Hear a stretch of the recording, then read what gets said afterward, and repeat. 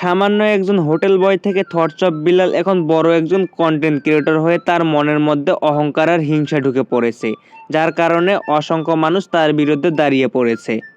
গতকাল রাতে thoughts of Billal ভাইয়ের ভিডিওগুলো দেখতেছি আর কমেন্ট পড়তেছি, অনেকেই বলতেছে যে তোর অহংকার আর আমরা সহ্য করতে পারতেছি না।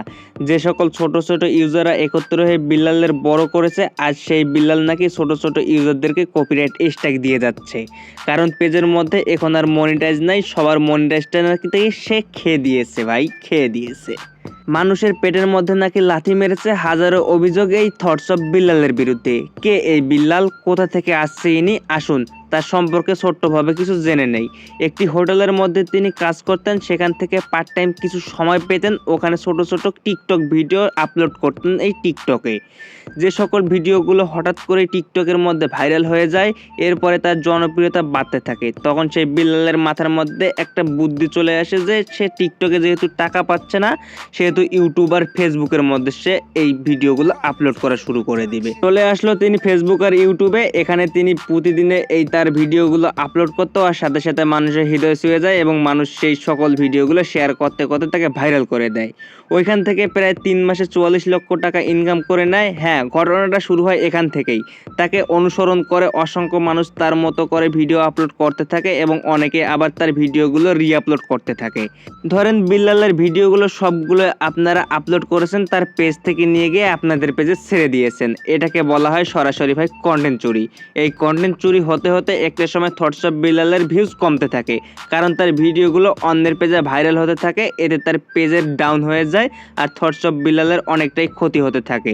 দীর্ঘদিন তিনি মানুষকে বোঝানোর চেষ্টা করলেও কেউ বিষয়টি বুঝতে পারেন নাই।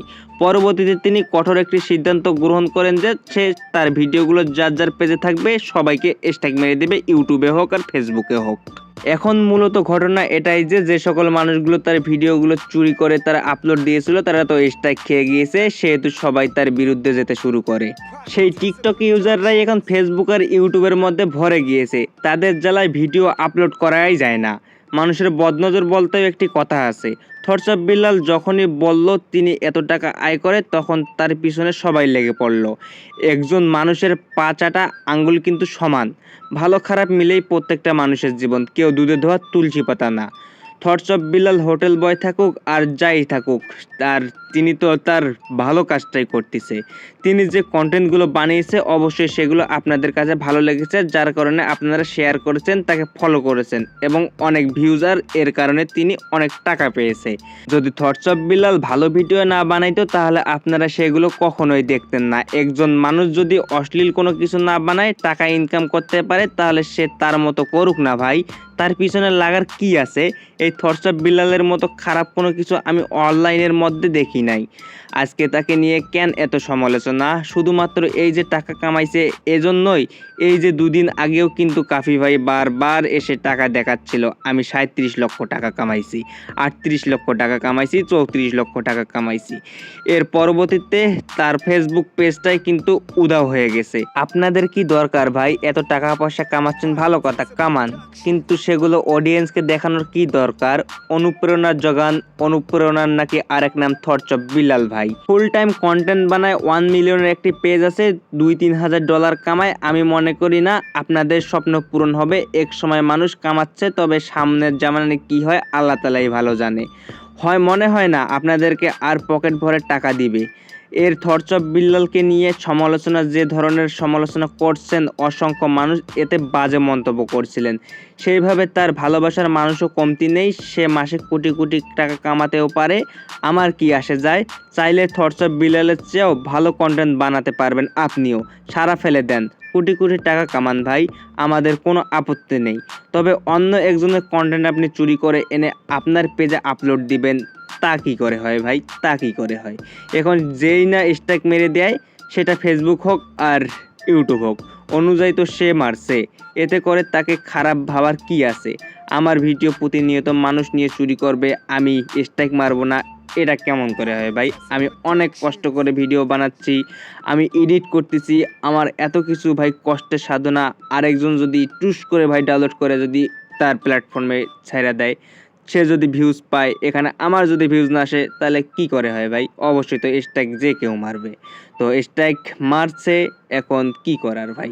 আপনারা তো কখনো ভিডিও বানাতে বসেন নাই, যারা যারা ভিডিও এসব চুরি করেন তারা তো ভাই কখনো ভিডিও বানাতে শিখেন নাই। যারা ভাই ভিডিও মেক করে, যারা ভয়েস দেয়, যারা ভয়েসগুলো এডিট করে ভাই, তারাই জানে এসব ভিডিও বানানোর কতটা ঝামেলা। আপনারা তো হুদায় শুধু মানুষের ভিডিও চুরি করেন না, তাদের পেজ আর ইউটিউব চ্যানেলে আপনারা আপনাদের মতো করে আপলোড দিয়ে দেন। এতে অনেক কষ্ট, একটা স্ক্রিপ্ট পড়তে বা লিখতে, ভয়েস দিতে অনেক কষ্ট হয়।